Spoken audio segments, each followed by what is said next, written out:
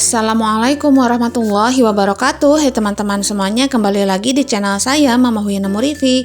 Alhamdulillah teman-teman bisa share lagi kegiatan hari ini. Nah, di sini saya tuh mau ke grosir ya untuk belanja kebutuhan dapur seperti perbumbuan dan juga persabunan.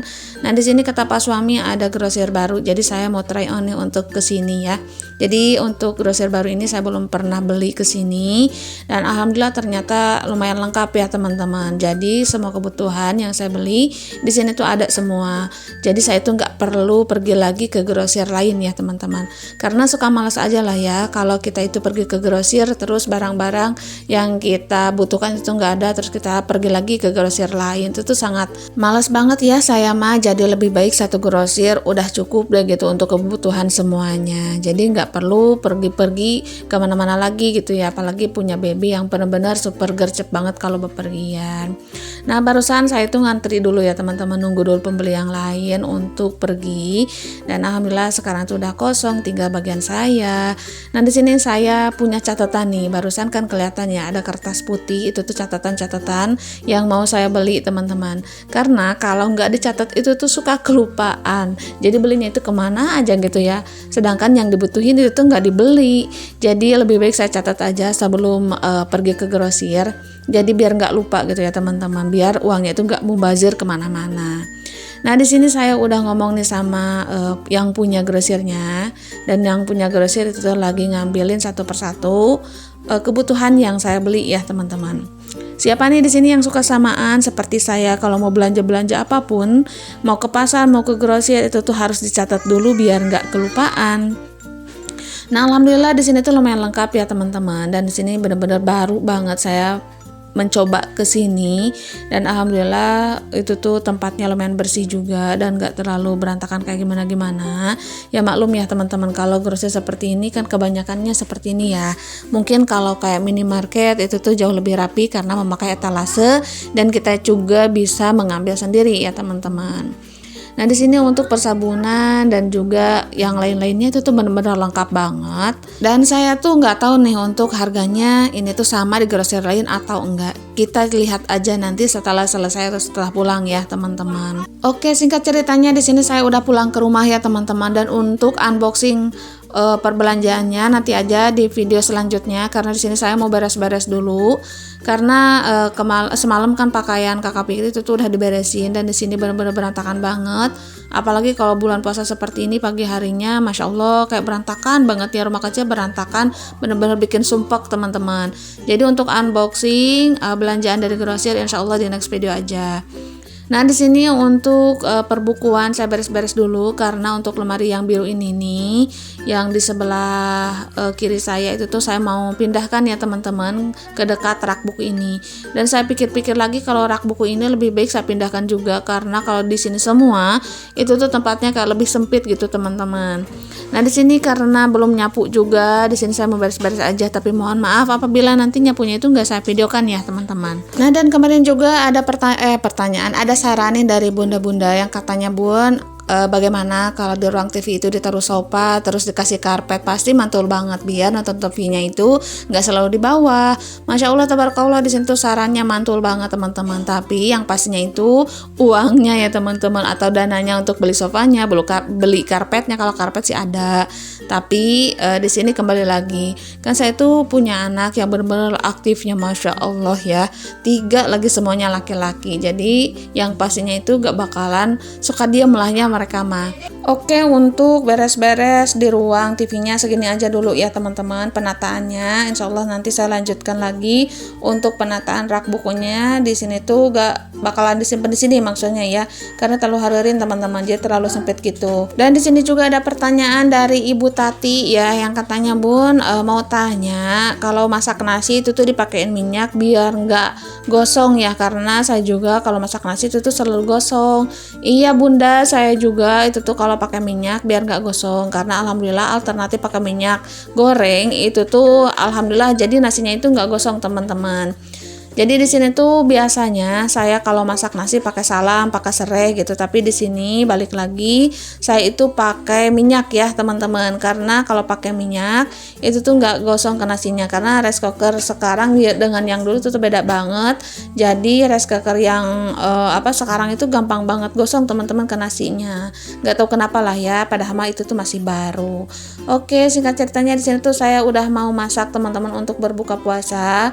Nah di sini saya masak ikan ya teman-teman, dan ikannya itu ikan bandeng gede-gede banget, alhamdulillah ya teman-teman. Yang pastinya ini tuh bakalan enak banget kalau dimakan nanti, apalagi sama nasi hangat sama sambal, masya Allah. Nah untuk masak ikan ini nggak saya percepat ya teman-teman, karena durasinya itu lumayan pendek banget.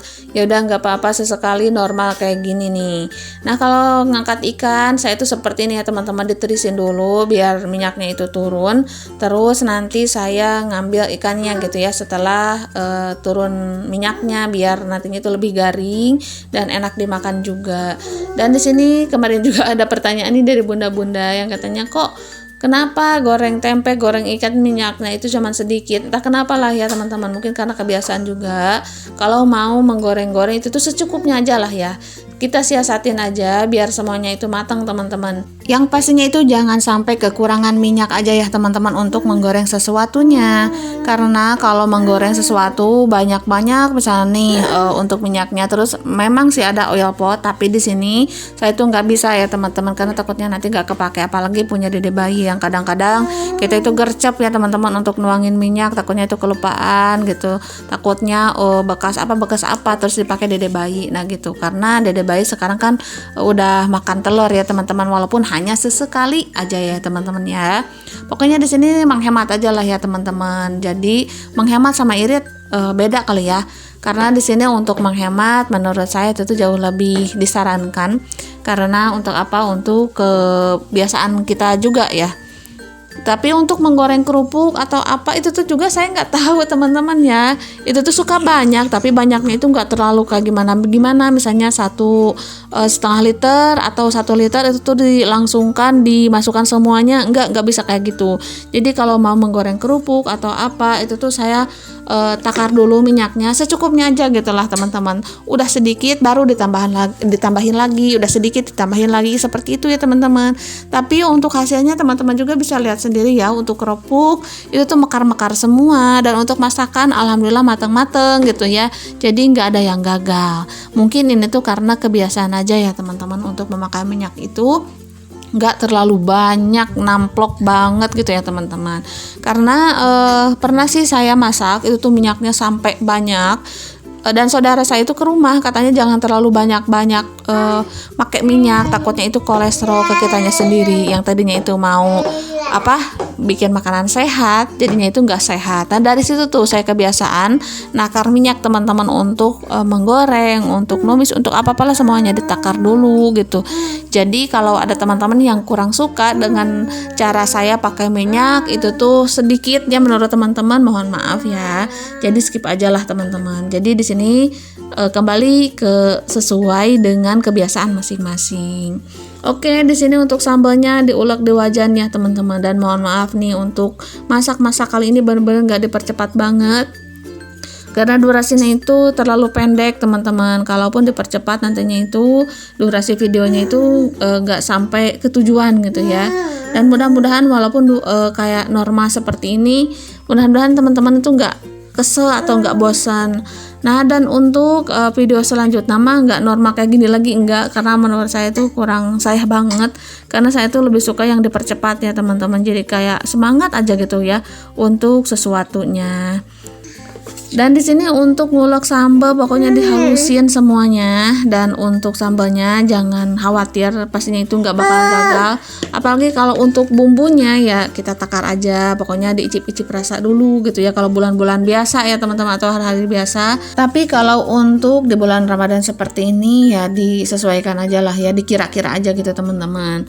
Jadi dimaklumi aja kalau ada yang keasinan, kemanisan atau kegurihan gitu ya. Dan alhamdulillah untuk masakan saya itu kadang-kadang kalau bulan Ramadan seperti ini agak dikurangi aja biar nantinya itu nggak terlalu asin, nggak terlalu manis ya teman-teman. Pokoknya dikira-kira aja dulu ya teman-teman. Nah di sini juga ada teman-teman yang tanya, katanya Bun, untuk 1 bulan habis berapa kilo gula? Kalau untuk gula itu tuh saya nggak tahu ya teman-teman, kalau per hari-hari biasanya.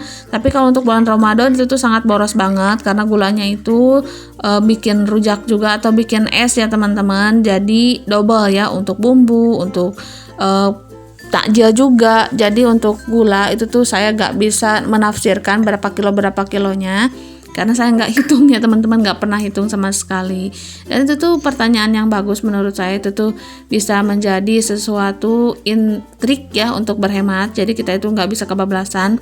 Nah misalnya untuk 1 kilo gula itu tuh habis 1 bulan, dan itu bisa jadi perhitungan yang baik ya teman-teman, karena untuk sekarang itu budget rumah benar-benar diperlukan, atau budgeting seperti itu ya teman-teman, karena apalagi anak saya itu nambah lagi, jadi benar-benar butuhkan banget dengan yang namanya budgeting ya teman-teman. Oke, alhamdulillah untuk menu buka puasa ada ikan bandeng, ada sambal goreng, dan juga lalapan lenca ya teman-teman, sama terong tuh 1.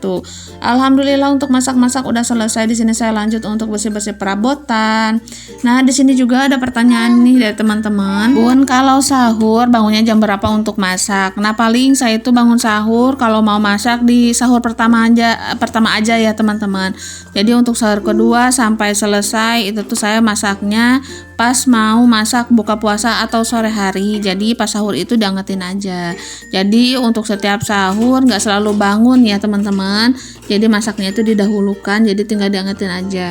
Kalau masak untuk sahur kemarin aja nih, pas pertama sahur aja itu tuh bangunnya jam 2 karena belum masak sama sekali.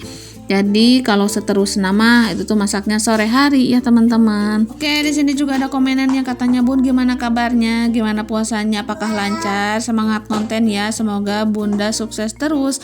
Amin, Allahumma amin. Terima kasih banyak untuk Bunda atau Ibu Tati. Nah, alhamdulillah kabar saya baik, dan puasa saya dan keluarga saya alhamdulillah lancar teman-teman. Dan alhamdulillah Allah kasih kekuatan dan juga kelancaran, juga keberkahan. Dan alhamdulillah puasa saya itu lancar ya teman-teman, seperti biasa. Pagi-pagi itu ngebabu, siangnya masak ya teman-teman untuk buka. Jadi kalau sekarang mah nggak bisa masak sore hari karena takutnya nggak keburu. Apalagi punya dede bayi itu tuh bener-bener harus gercep banget teman-teman. Jadi pas habis zuhur itu tuh saya nggak tidur ya teman-teman. Sekarang mah nggak bisa tidur siang, bukannya apa-apa, mungkin dikarenakan Dede Afiah itu tuh lagi masa aktif-aktifnya. Kadang-kadang dia tidur, sayanya kebangun karena harus beres-beres.